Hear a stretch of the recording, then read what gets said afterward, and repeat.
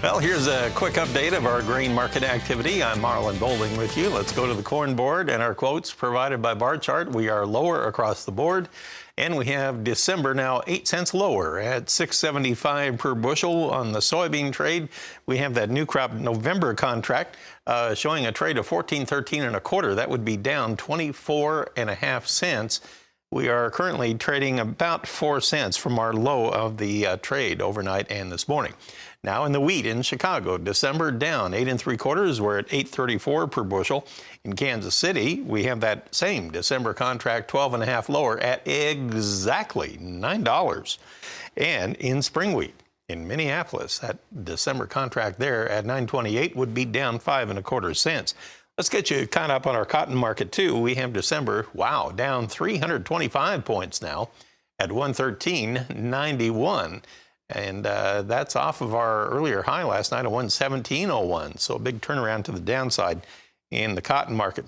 Well, I am joined by Ben Hushon of the mill in Whitehall, Maryland, and he joins us. Sounds like you're actually on the road today, Ben, but Tim Ross and I were just talking about the weather situation. Sounds like there may be some rain heading toward Whitehall, but where you are, I think you're already caught up to it.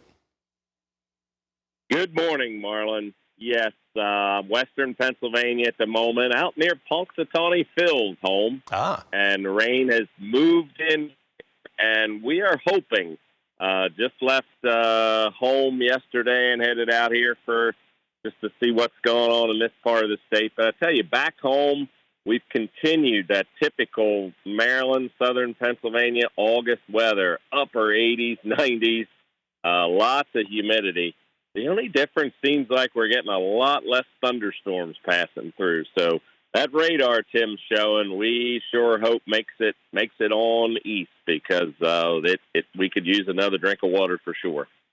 Well, you and I were talking before we came on the air live here, and it sounds like your corn is already coming down the home stretch. Of course, that's the case in a lot of areas of the Corn Belt, but give me an update here on what the status is on your corn locally.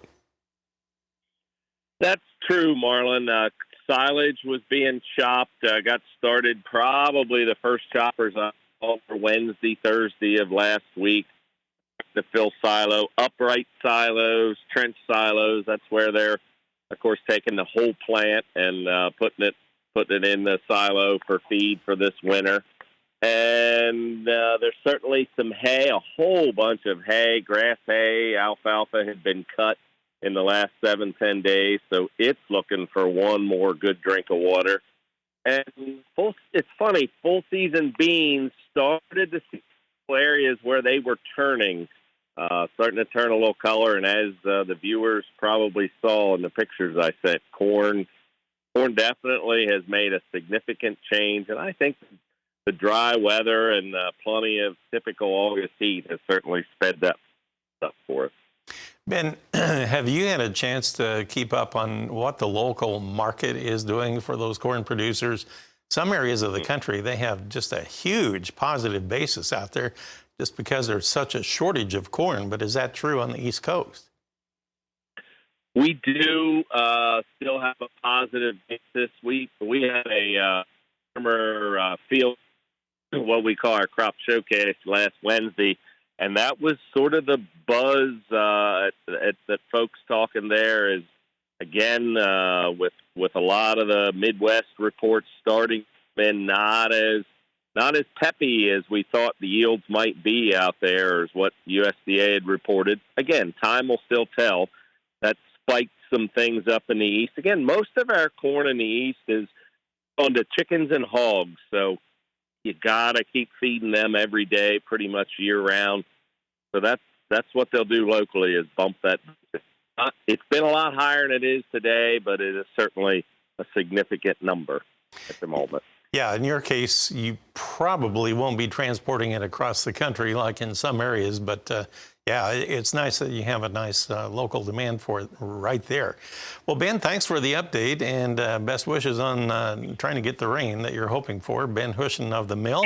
He's in Whitehall, Maryland, and we'll take a break right here. We'll come back, and we'll get you updated on the cattle and hog market activity. Plus, we'll take a look at the outside markets, too, right after this.